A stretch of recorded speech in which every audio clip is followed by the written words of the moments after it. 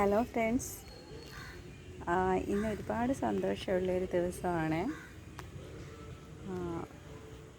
എൻ്റെ താമരയ്ക്കകത്ത് ഒരുപാട് മുട്ടുകളെല്ലാം ഉണ്ടായി, പൂക്കൾ ഒരുപാടുണ്ടായി, തീ കൊഴിഞ്ഞു പോയി കിടക്കുന്ന,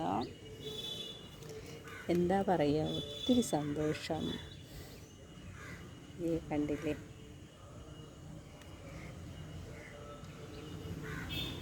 ഒരിക്കലും നമ്മുടെ വീട്ടുമുറ്റത്ത് ഒരു താമര വിരിയാൻ സാധിക്കില്ല എന്ന് കരുതിയിരുന്ന ഒരു കാലമുണ്ടായിരുന്നു.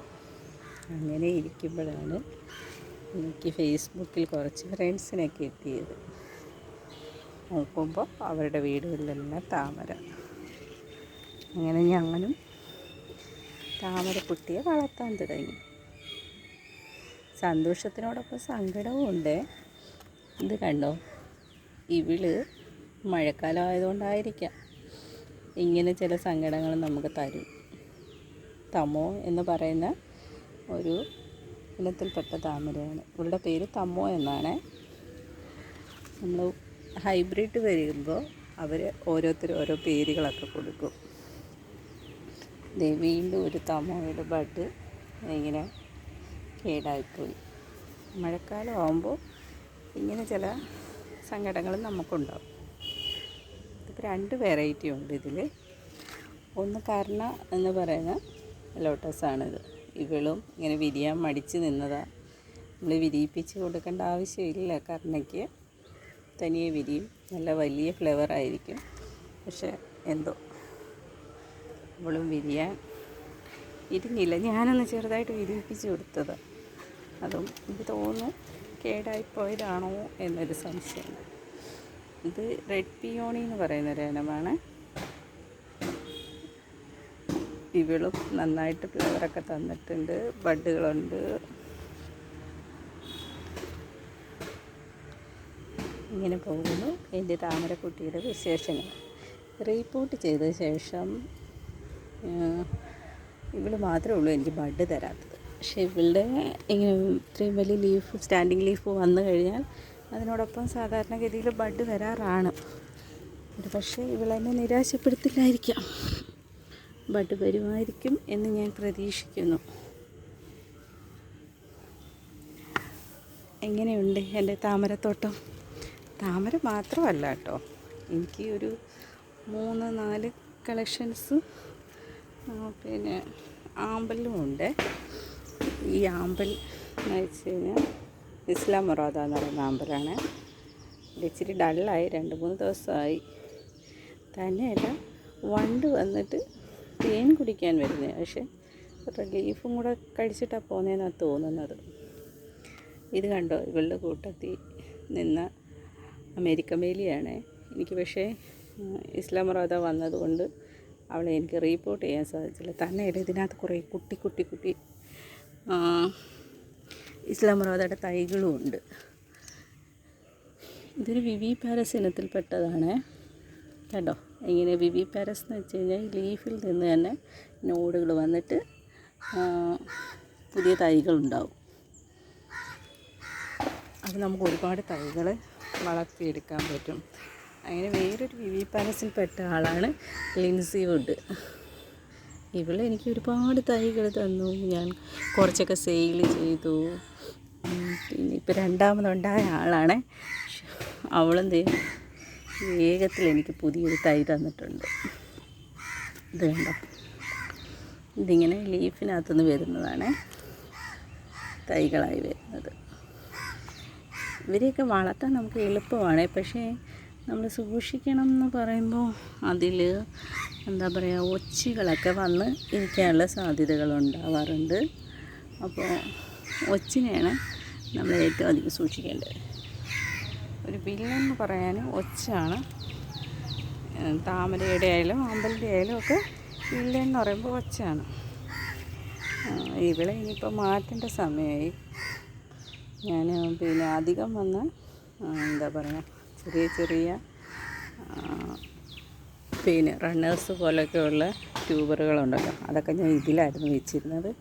അപ്പോൾ എനിക്ക് യെല്ലോ പിയോണിയുടെ ഒരുപാട് പൂക്കൾ കിട്ടി. ചെറിയ റണ്ണറാണ് വെച്ചത്.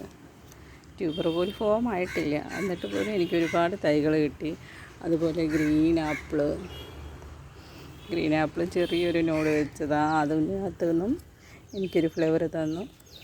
ഇവിടെയെന്ന് വെച്ചാൽ നമ്മുടെ വാട്ടർ റോസാണ്, ജപ്പോണിക്ക, നല്ല സുന്ദരിയാണ്. പിന്നെ വിളി റിപ്പോർട്ട് ചെയ്യേണ്ട സമയം കഴിഞ്ഞിരിക്കുന്നു. വിളിയിൽ നിന്ന് ഒരുപാട് തൈകളുണ്ടായിട്ടുണ്ട്, ഇതെല്ലാം സെപ്പറേറ്റ് ചെയ്ത് വെക്കണം. എനിക്ക് ചെറിയൊരു ഹെൽത്ത് ചലഞ്ചസ് ഉള്ളതുകൊണ്ട് ഇപ്പോഴത് ചെയ്യുന്നില്ല.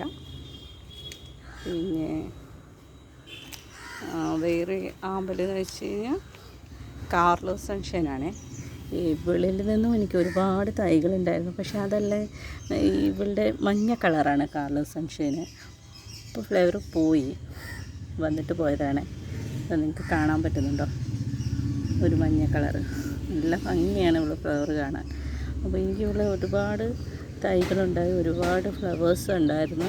അപ്പോൾ അതൊക്കെ ഞാനിങ്ങനെ ഫേസ്ബുക്കിലൊക്കെ ഇടുമ്പോൾ ആൾക്കാർ ചോദിച്ചു. അങ്ങനെ എല്ലാ തൈയും എൻ്റെ കയ്യിൽ നിന്ന് പോയി. ഇവളും എനിക്ക് നഷ്ടപ്പെട്ടു എന്ന് തോന്നി. അടുത്തുനിന്നാണ് എൻ്റെ ഈ സുന്ദരി ഇപ്പോൾ ഇങ്ങനെ വളർന്നു വന്നിരിക്കുന്നത്. ഇവളും വിവി പാരസാണ്. ഇവിടെ ഇലകളിൽ നിന്ന് നമുക്ക് ഒരുപാട് തൈകളുണ്ടാവും. ഞാനിങ്ങനെ വെള്ളത്തിലേക്ക് താഴ്ത്തിയിട്ടേക്കുക തൈകളുണ്ടാകാൻ വേണ്ടിയിട്ട്. ഇതാണ് എൻ്റെ ലിൻസി വുഡിൻ്റെ മദർ പ്ലാന്റ്. കണ്ടില്ലേ?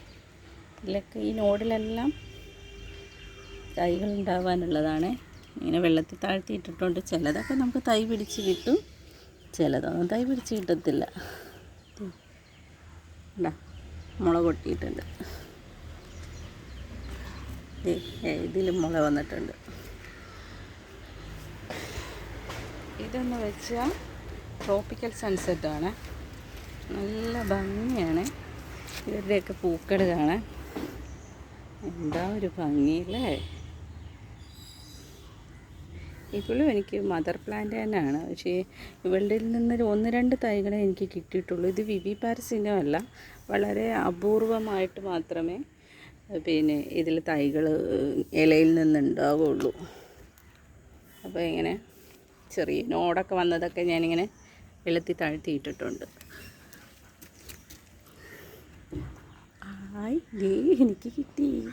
കഴിഞ്ഞ തവണയും ഒരു എന്താ പറയുക, എൻ്റെ ഇടയ്ക്ക് തൊണ്ടയ്ക്ക് സ്ക്രാച്ച് വീണു. അപ്പോൾ കഴിഞ്ഞ പ്രാവശ്യം ഇതുപോലെ എനിക്കൊരു തൈ കിട്ടിയിരുന്നു. അപ്പോൾ എൻ്റെ ഫേവറേറ്റ് ആയിട്ടുള്ള എൻ്റെ ഒരു ഫ്രണ്ടിന് കൊടുത്തു. ഇതിനകത്തുണ്ട് പെണ്ണ്. ഇത് കാണുമ്പോൾ എൻ്റെ ഫ്രണ്ട്സൊക്കെ ചോദിക്കും. അപ്പോൾ അവർക്ക് ആർക്കെങ്കിലും ഒരാൾക്ക് കൊടുക്കാനേ പറ്റുള്ളൂ. ഉണ്ടാവട്ടെ, തോനെ ഉണ്ടാവട്ടെ. ഇത് സാധാരണഗതിയിൽ ഒരു വിവി പാരസ് അല്ല. നമുക്കിതിൻ്റെ നോഡുകൾ കണ്ടാൽ മനസ്സിലാവും. അങ്ങനെ കണ്ടിന്യൂസ് ആയിട്ട് നമുക്കൊരു ഇതൊന്നും കിട്ടുന്നതല്ല, തൈകൾ കിട്ടുന്നതല്ല. പക്ഷേ എന്തോ അത്ഭുതം എന്നോണം എനിക്ക് 2 തൈകൾ കിട്ടിയത്. വലിയ ചെറിയൊരു നോഡ് ഞാൻ കാണുന്നു, വെള്ളത്തിൽ താഴ്ത്തി വെക്കുക. അതേസമയം ലിൻസി വുഡ് കണ്ടോ? ലിൻസി വുഡിൻ്റെ എല്ലാ ഭാഗങ്ങളിലും നമുക്ക് നോഡുകൾ കാണാം ലീഫിനകത്ത്. ഇതൊക്കെ വെള്ളത്തിൽ താഴ്ത്തി ഇട്ട് കഴിഞ്ഞാൽ ഒരു പക്ഷേ നമുക്ക് നല്ല കുറേ തൈകൾ ഉണ്ടാക്കാൻ പറ്റും. ലക്കാണ് ഇതെല്ലാം. എപ്പോഴും നമ്മൾ താഴ്ത്തി വെച്ചു എന്ന് കരുതി നമുക്ക് തൈകൾ ഉണ്ടാവണമെന്നില്ല. ഇതൊക്കെ ഒരു ലക്കാണ്. എങ്ങനെയുണ്ട് എൻ്റെ താമരത്തോട്ടം? ഇഷ്ടമായോ? കൂടുതൽ വിശേഷങ്ങളായിട്ട് ഞാൻ ഇനി പിന്നെ വരാം കേട്ടോ. Thank you all. എല്ലാവരും സബ്സ്ക്രൈബ് ചെയ്യണേ, സപ്പോർട്ട് ചെയ്യണേ. Thank you all.